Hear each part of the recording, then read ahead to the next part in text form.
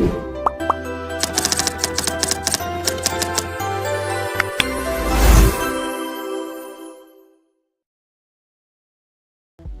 សួស្តី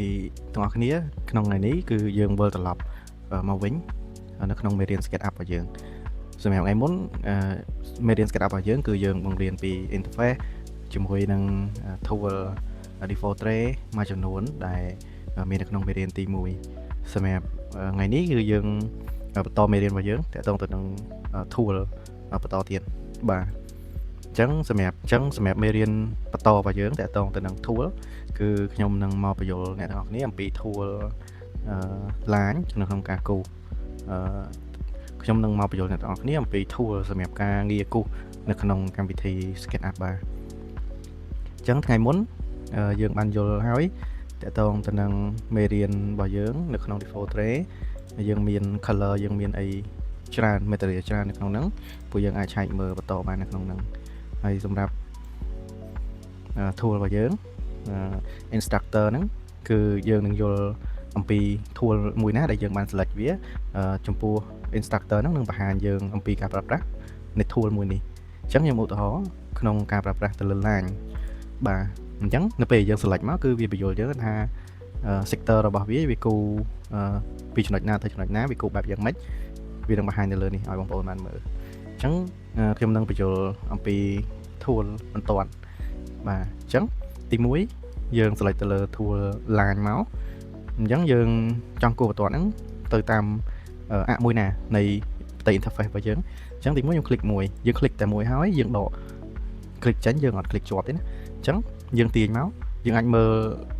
ប្រវែងវានៅខាងក្រោមនេះវាបង្ហាញឲ្យយើងជាຂະຫນាតមីលីម៉ែត្រដោយសារតែយើងរើសផ្ទៃ interface យើងគឺយើងសិក្សាទៅលើຂະຫນាតមីលីម៉ែត្របាទអញ្ចឹងយើងคลิกមួយយើងទាញទៅបងប្អូនឃើញប្រមាណវា load ទេ5500ហ្នឹងគឺស្មើនឹង5ម៉ែត្រ5ទឹកអញ្ចឹងយើងคลิกមួយយើងចង់ពវល់ទៅមុំណាមួយក៏យើងអាចពវល់បានដែរគឺផ្ទៃហ្នឹងគឺវាអត់ដាច់ទេគឺវានៅដូចដើមអញ្ចឹងខ្ញុំคลิกមួយអញ្ចឹងគឺវាបង្ហាញបន្ទាត់បែបនេះវាអត់តដាច់ tool ហ្នឹងគឺមិនតដាច់ទេអញ្ចឹងបើសិនជាយើងចង់ផ្ដាច់ tool ហ្នឹងគឺយើងចុច space មួយមកបាទយើងចុច space មួយឬក៏យើងអាចអូសម៉ៅយើងទៅ click ទៅលើ select tool នេះក៏ដាច់ដូចគ្នាដែរបាទអញ្ចឹង shortcut របស់វាគឺអក្សរ L ខ្ញុំវាយអក្សរ L គឺចាញ់មកបែបនេះបាទអញ្ចឹងខ្ញុំគូសបន្ទាត់មួយទៀតខ្ញុំគូសទីតាំងនឹងមួយទៀតហើយខ្ញុំកំណត់ចំនួនវាប្រហែលជា5ម៉ែត្រខ្ញុំកំណត់ចំនួន5ម៉ែត្រខ្ញុំវាយ5000បាទបងប្អូនឃើញអត់ឃើញ5000ណាអញ្ចឹងម៉ៅនៅពេលដែលយើងវាយនៅប្រវែងបន្ទាត់ហ្នឹងគឺយើងតម្រូវឲ្យដកដៃចេញពីម៉ៅមកកុំឲ្យដៃរបស់យើងហ្នឹងកាន់ម៉ៅពេលខ្លះនៅពេលដែលយើងកាន់យើងរេបន្តិចប្រវែងហ្នឹងគឺខុសតែម្ដងបាទបងប្អូនឃើញអត់អញ្ចឹងយើងវាយ5ម៉ែត្រ5ម៉ែត្រអញ្ចឹងយើង enter មកបាទ enter មកអញ្ចឹងប្រវែងហ្នឹងគឺ5ម៉ែត្របាទ5ម៉ែត្រអញ្ចឹងយើងផ្ដាច់មកយើងចុច space យើងផ្ដាច់វាបាទអញ្ចឹងយើងចង់ដឹងប្រវែងហ្នឹងចំនួនប្រមាណយើងចាប់ម៉ែត្រវាស់មកនេះបាទយើងអាចវាស់ឃើញហើយអញ្ចឹងវាមានប្រវែង5ម៉ែត្រខ្ញុំលុបវាចេញវិញបាទអញ្ចឹងខ្ញុំចង់គូសបន្ទាត់ហ្នឹង4ជ្រុងប្រវែង5ម៉ែត្រស្មើ4ជ្រុងបាទអញ្ចឹងខ្ញុំគូសវាមកនេះខ្ញុំទាញអញ្ចឹងនៅពេលដែលយើងទាញយើងស្របនៃទិសនៃបន្ទាត់គឺយើងដឹងហើយថាបន្ទាត់ green ហ្នឹងវាឆ្ពោះទៅខាងណានៃផ្ទៃ interface របស់យើងបាទអញ្ចឹងវាទៅខាង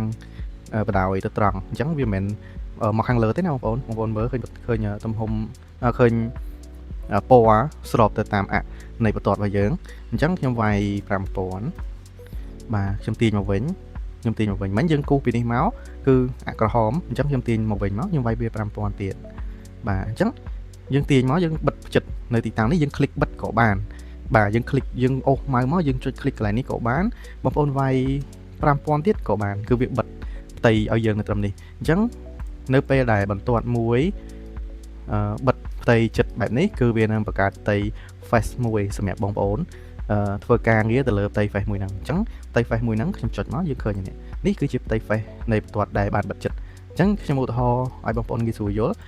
បន្ទាត់ដែលបិទចិត្តទោះបី3ឬក៏2បន្ទាត់ក៏ដោយឲ្យតែបន្ទាត់ហ្នឹងបិទចិត្តគឺ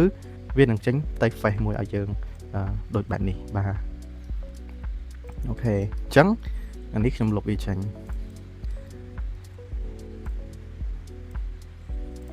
អញ្ចឹងយើងវាស់មក5 ម៉ែត្រគុណនឹង5 ម៉ែត្របាទអញ្ចឹងខ្ញុំលុបនេះចេញវិញឲ្យបងប្អូនងាយស្រួលមើលអញ្ចឹងបាទអញ្ចឹងនេះគឺជាមេរៀនដែលយើងប្រើប្រាស់ទៅលើ line tool បាទ line tool អញ្ចឹងបងប្អូនយល់ហើយ line tool គឺយើងប្រើបែបនេះអញ្ចឹងយើងចង់គូស5 ម៉ែត្រគុណនឹង5 ម៉ែត្រប៉ុន្តែប្រឈរវិញអញ្ចឹងខ្ញុំឧទាហរណ៍ឲ្យបងប្អូនងាយស្រួលយល់មិញគឺយើងគូសផ្ដេកអញ្ចឹងឥឡូវខ្ញុំគូសប្រឈរឲ្យបងប្អូនមើលវិញបាទនេះយើងទាញមកយើងវាយ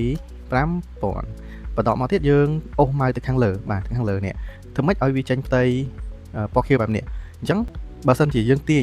ទៅយើងរកផ្ទៃនោះអត់ឃើញទេបងប្អូនចុចសញ្ញា4ជ្រុងនៅទីតាំង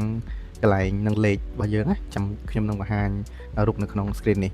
បាទយើងចុចមកវាមាន4យើងចុចឥឡូវបើយើងអត់ដឹងថា4ហ្នឹងវាកំណត់ទិសទៅខាងណាទេអញ្ចឹងយើងចុចរាវមកមាន4ទិសយើងចុច1 2 3 4បាទអញ្ចឹងនៅក្នុង4ហ្នឹងបងប្អូនចង់គូសទៅខាងលើឬក៏ទៅខាងក្រោមអញ្ចឹងយើងចុចមកនេះនេះគឺពណ៌ក្រហមបាទនេះគឺខាងលើហើយនេះយើងចុចមួយទៀតនេះគឺពណ៌បៃតងអញ្ចឹងវារត់ឲ្យយើងហើយយើងចុចអាហ្នឹងទៅគឺយើងរេម៉ៅទៅខាងណាក៏វានៅទៅខាងហ្នឹងដែរអញ្ចឹងខ្ញុំចុចទៅខាងលើវិញបាទទៅខាងលើពណ៌ខៀវបែបនេះអញ្ចឹងគឺយើងអត់ចាំបាច់ភ័យព្រួយបារម្ភថាវានឹងរត់ទៅខុសទិសដៅរបស់យើងទេនៅពេលដែលវាចេញបន្ទាត់ពណ៌ខៀវទំហំធំបែបនេះបាទអញ្ចឹងយើងទាញមកយើងមកលើមកយើងវាយ5000បាទហើយយើងទាញមកវិញយើងវាយ5000ដូចគ្នាយើងចុះមកខាងក្រោមបាទយើងវាយ5000ដូចគ្នាក៏បានយើងคลิกដូចខ្ញុំคลิกឲ្យបងប្អូនមើលនេះក៏បានបាទអញ្ចឹងគឺបន្ទាត់យើងគឺចេញបែបនេះបាទហ្នឹងហើយទំហំដូចគ្នាប៉ុន្តែគ្រាន់តែមួយវាឆហើយមួយទៀតគឺវាផ្ដេកបាទបែបហ្នឹងអញ្ចឹងយើងអូខេយើងស្វែងយល់ពី line tool រួចហើយអញ្ចឹងខ្ញុំនឹងបញ្យល់ចំពោះ tool មួយទៀតបន្តទៀតបាទចំពោះ tool នេះគឺឈ្មោះរបស់វាគឺ freehand អញ្ចឹងយើងចុចមកយើង freehand មានន័យថាបងប្អូនគូសបែបមិនក៏បានដែរវាអត់មាននឹង sector របស់វាច្បាស់លាស់ទេទៅលើ freehand នេះបាទនេះបងប្អូនឃើញទេនៅពេលយើងជន់មកគឺ instructor វាបង្ហាញពីរបៀបគូសបាទអញ្ចឹងខ្ញុំឧទាហរណ៍ឲ្យបងប្អូនមើលឲ្យឆាប់ងាយស្រួលយល់អញ្ចឹងខ្ញុំคลิกមួយคลิกឲ្យជាប់យើងคลิกឲ្យជាប់ហើយយើងទាញបាទយើងទាញបែបនេះបាទយើងទាញយើងចង់ឲ្យវាចេញរូបរាងបែបនេះគឺវានឹងទៅតាមដៃដែលបងប្អូនគូសគឺបែបហ្នឹងបងប្អូនខ្ញុំឃើញអត់វាជា freehand មួយដែលយើងមិនអាចកំណត់ភាពច្បាស់លាស់វាបានបាទអញ្ចឹងខ្ញុំគូសម្ដងទៀតបាទខ្ញុំគូហើយខ្ញុំបិទវាចិត្តវិញបាទអញ្ចឹងវាគឺបែបហ្នឹងចំពោះ freehand នេះយើងប្រើប្រាស់คลิกជាប់យើងអត់មានលែងដូចអត់មានលែងដូច tool ផ្សេងទៀតទេអញ្ចឹងខ្ញុំឧទាហរណ៍យើងคลิกមួយជាប់បាទយើងคลิกជាប់យើងអូសមកតែម្ដងបាទយើងអូសមកតែម្ដងយើងអូសបែបនេះបាទយើងអូសបែបនេះចិត្តវិញគឺវាចេញបែបនេះអញ្ចឹងនៅពេលដែលវាចេញផ្ទៃនៅពេលយើងអូសកាត់គ្នានៅពេលដែលផ្ទៃបិទចិត្តបន្ទាត់បិទចិត្តគឺវាចេញជា face ឲ្យយើងដូចគ្នាបាទបែបនេះគឺវាចេញបែបហ្នឹងប៉ុន្តែ freehand ហ្នឹងគឺជា tool មួយដែលវាអត់ច្បាស់លាស់ណាបងប្អូនជាទូទៅគេអត់សូវប្រើទេចំពោះ freehand tool ហ្នឹងបាទនេះបងប្អូនអាចគូសនៅលើផ្ទៃ face របស់យើងក៏បានដែរបាទគឺបែបនេះនេះអញ្ចឹងវាផ្ដាច់ឲ្យយើងហើយ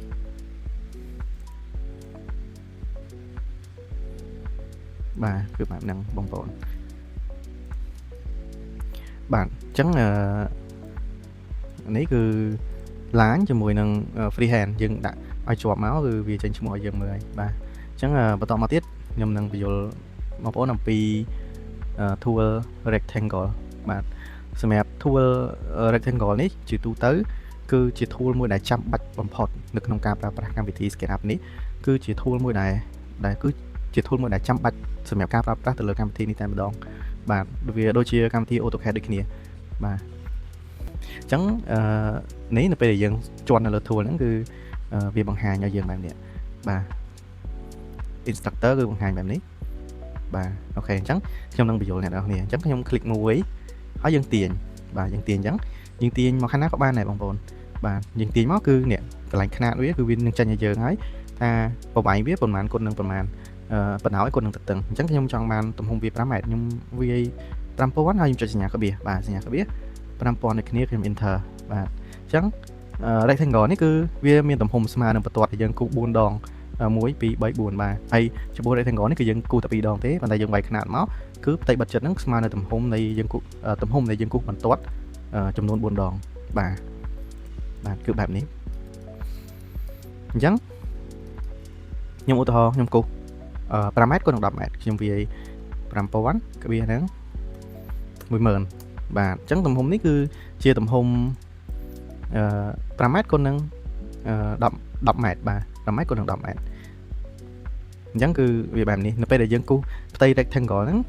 វាជាផ្ទៃមួយដែលយើងត្រូវប្រើចាំបាច់ការ៉េឬក៏ចតុកោណគឺវាបង្កើតចេញពី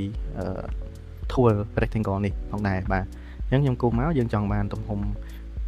បែបណាគឺអាស្រ័យទៅលើយើងអញ្ចឹងខ្ញុំចង់បាន2តឹកក្បៀសនឹង5ម៉ែត្របាទអញ្ចឹងគឺវាចេញឲ្យយើងបែបនេះបាទហើយសម្រាប់ tool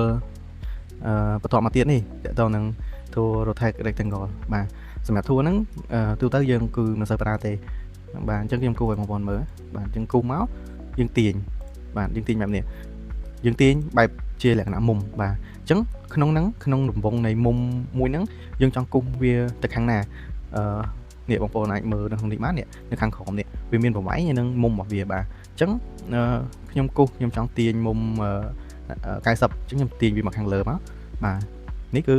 rectangle ដែលមានទំហំមុំ90គឺបែបនេះបងប្អូនណាបាទយើងកំណត់ទី1យើងកំណត់មកទី1គឺការចាប់ដើមទី2គឺទំហំទី3គឺមុំប៉ុន្តែទូទៅគឺគេអត់សូវប្រើទេណាបងប្អូនបាទអាស្រ័យលើបងប្អូនមុខទៀតតែបងប្អូនប្រើទេតែទូទៅចំពោះ tool នេះគឺយើងអត់សូវប្រើទេបាទហ្នឹងហើយបងប្អូនអូខេអញ្ចឹងបន្តមកទៀតតកតងទៅនឹង tool មួយទៀតគឺ circle ចំពោះ tool circle ហ្នឹងគឺតកតងនឹងការគូសទៅលើរង្វង់ស៊ីឡាំងនិងរង្វង់គឺយើងគូសចាប់ដើមចេញពី rectangle ហ្នឹងចេញពី circle បាទសុំទោសអញ្ចឹងខ្ញុំចាប់ដើមបញ្យល់បងប្អូនពី tool circle បាទអញ្ចឹងយើងចុចលើ tool circle មួយនៅពេលដែលយើងគូសយើងចាប់គូសនេះបងប្អូនមើល sector វាគឺវាបញ្យល់ instructor របស់យើងគឺវាបញ្យល់បែបនេះបាទអញ្ចឹងទី1យើងคลิกមួយមកហើយយើងទាញវាបាទយើងទាញវាមកអញ្ចឹងយើងចង់បាន radius របស់វាហ្នឹងម៉ាន radius តកតងទៅនឹងកម្មរបស់វាអញ្ចឹងបើខ្ញុំចង់បានកម្មទំហំវា5ម៉ែត្រខ្ញុំវាយ2500ហ្នឹងគឺជាកម្មរបស់វាកម្មវាគេហៅថាពាក់កណ្ដាលរង្វង់របស់វាគឺស្មើនឹង2500វា2ម៉ែត្រកន្លះអញ្ចឹងមួយរង្វង់របស់វាគឺមានប្រវែង5ម៉ែត្រណាបងប្អូនវាមានប្រវែង5ម៉ែត្រអញ្ចឹងយើងអាចគូសបន្ទាត់វាស់វាក៏បានដែរនេះខ្ញុំវាស់វាមកបងប្អូនឃើញបង្ហាញកន្លែងនេះអត់នៅខាងក្រោមហ្នឹងគឺវាបង្ហាញចំនួន5ម៉ែត្របាទអូខេអញ្ចឹងអានេះបងប្អូនអាចគូស free hand កំណត់ចំនួនខ្លួនឯងមកយើងចង់បានប្រមាណ2តឹកវាស្មើនឹងកម្ម2តឹកហើយប្រវែងនៃរង្វង់របស់យើងគឺស្មើនឹង4តឹកហើយបងប្អូនឆ្ងល់ហេតុអីបានបន្ទាត់របស់យើងរង្វង់របស់យើងវាអត់ smooth along នៅពេលដែលយើងគូសទំហំធំទៅគឺវាឃើញកង់បែបនេះអញ្ចឹងកន្លែងហ្នឹងវាអាស្រ័យទៅលើកម្មនៃរង្វង់របស់យើងបើសិនជាកម្មយើងទូចរង្វង់របស់យើងធំអញ្ចឹងវានឹងចេញកំណោងបែបនេះអញ្ចឹងបើសិនជាយើងចង់ឲ្យវាកោងស្អាតយើងចុចទៅលើ tool មួយមកបាទយើងឃើញ size របស់វាគឺ24អញ្ចឹងមានន័យថាក្នុងមួយរង្វង់5ម៉ែត្រនេះវាមានកម្មនៃរបស់វានឹង24កម្មបាទអញ្ចឹងយើងចង់បានវាឲ្យ smooth ជាងហ្នឹងអញ្ចឹងបងប្អូនវាយមក50ឬក៏100មកបាទអញ្ចឹងខ្ញុំវាយ100 size ខ្ញុំគូសទំហំប៉ុនគ្នាបាទគូសទំហំប៉ុនគ្នាប៉ុន្តែបន្ទាត់ដែលយើងទទួលបានគឺ smooth ល្អបាទ segment របស់វាគឺវាស្មើស្អាតជាង segment ដែលយើងអត់បានកំណត់បែបនេះបាទហ្នឹងហើយប៉ុន្តែមួយទៀតឧទាហរណ៍ថាខ្ញុំចង់គូសវាតូចខ្ញុំចង់គូសវាតូចដូចនេះខ្ញុំចង់គូសវាតូចទេប៉ុន្តែខ្ញុំកំណត់ចំនួន size ហ្នឹងគឺ100ដូចគ្នាអញ្ចឹងខ្ញុំចង់គូសវាប៉ុណ្នេះបាទវាអាចឲ្យតែបើយើងគូសវាតូចជាងហ្នឹងទៀតគឺវាអត់ឲ្យទេវាកំណត់ segment យើងច្បាស់លាស់ហើយដោយសារថាយើងគូសកាន់តែតូចបើសិនជាបងប្អូនវាយ segment នឹងកាន់តែច្រើនmodel របស់បងប្អូនគឺកាន់តែធ្ងន់បាទវាធ្វើឲ្យ file យើងហ្នឹងវាកាន់តែធ្ងន់ទៅនៅពេលដែលយើងគូសច្រើនណាបាទហើយមួយទៀតតទៅនឹង polygon ហ្នឹង បងប្អូនអាចកំណត់ចំនួនបានបាទនៅក្នុងនេះវាភាពដើមរបស់វាមាន6អាក់វាមានកម្មផ្សាយរបស់វា6បាទអញ្ចឹងខ្ញុំចង់បាន5ខ្ញុំវាយតែ5មកនេះយើងคลิกមួយមកយើងវាយលេខ5ហើយ enter អញ្ចឹង size របស់យើងគឺមាន5បែបនេះបាទបងប្អូន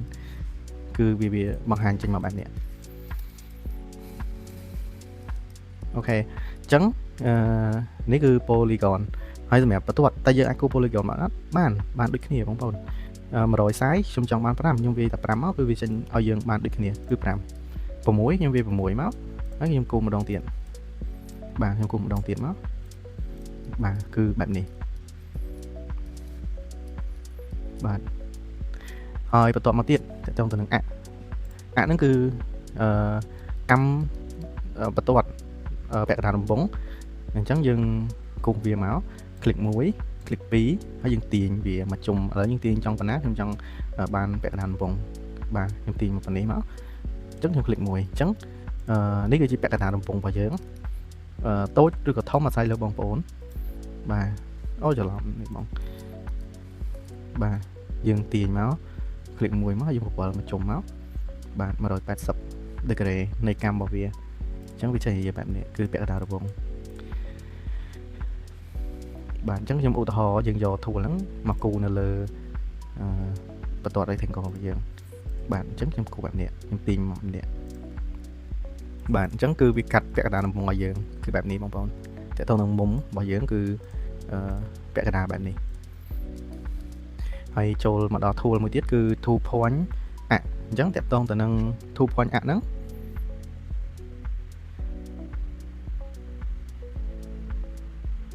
បាទអញ្ចឹងតកតងទៅនឹងtool 2 point អាក់នេះហើយនឹងអាក់ហ្នឹងវាខុសគ្នាបែបម៉េចតកតងនឹងអាក់នេះគឺយើងប្រើ2ចំណុចបាទ1 2ហើយយើងគូតាមមុំបែបនេះហើយសម្រាប់ 2 point អាក់នេះគឺយើងគូស1 2ហើយយើងទាញបាទមានន័យថាវាអត់កំណត់នៃទំហំកម្មរបស់យើងមុនទេបាទអញ្ចឹងគឺវាបែបនេះបងប្អូនខ្ញុំទាញមកមួយមកបាទអញ្ចឹងគឺវាជាអាក់ពាក់កណ្ដាលដំបងបែបនេះអញ្ចឹងបើសិនជាយើងចង់បានកំណោងតែមួយកណ្ដាលនេះយើងទាញយើងយកឡាញរបស់យើងមកយើងគូសបិទចិត្តវាបែបនេះបាទអញ្ចឹងគឺវាចេញជាផ្ទៃឲ្យយើងអាចប្រើប្រាស់បានបាទហើយសម្រាប់មួយទៀតតកតងទៅនឹង3 point អាក់3 point អាក់ហ្នឹងគឺវាអាក់ដូចគ្នាប៉ុន្តែវាចាប់3ចំណុចអាហ្នឹងគឺសិតតែប្រភេទ tool ដែលគេអត់សូវប្រើប្រាស់ទេបងប្អូនអញ្ចឹងខ្ញុំបញ្យល់បងប្អូន1 2បាទយើងคลิกទៀត3អញ្ចឹងគឺវាចេញបែបនេះបាទអញ្ចឹងខ្ញុំคลิก1ខ្ញុំคลิกមួយទៀតមក2ខ្ញុំคลิกមួយទៀតមក3បាទគឺវាចេញបែបហ្នឹងបងប្អូនហ្នឹងហើយចំពោះ tool ហ្នឹងគឺយើងកម្រប្រើយើងអត់សូវប្រើទេហើយចំពោះ tool ចុងក្រោយនេះ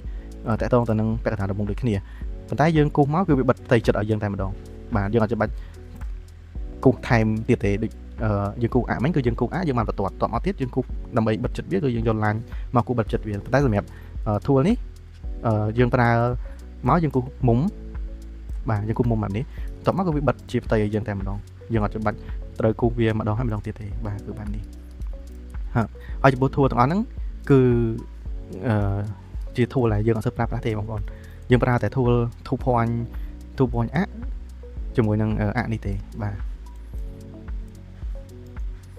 អញ្ចឹងខ្ញុំលុបចោលបាទអញ្ចឹងចំពោះ tool សម្រាប់ការគូសរបស់យើងគឺយើងមានប៉ុណ្ណឹងហើយសម្រាប់ tool ខាងក្រោយទៀតនេះគឺតកតងទៅនឹង tool នៅក្នុងការកែទៅលើ object របស់យើងនៅក្នុង model 3D របស់យើងអញ្ចឹងសម្រាប់ tool ខាងក្រោមនេះខ្ញុំនឹងបញ្យល់បងប្អូននៅក្នុងវីដេអូក្រោយបាទអរគុណ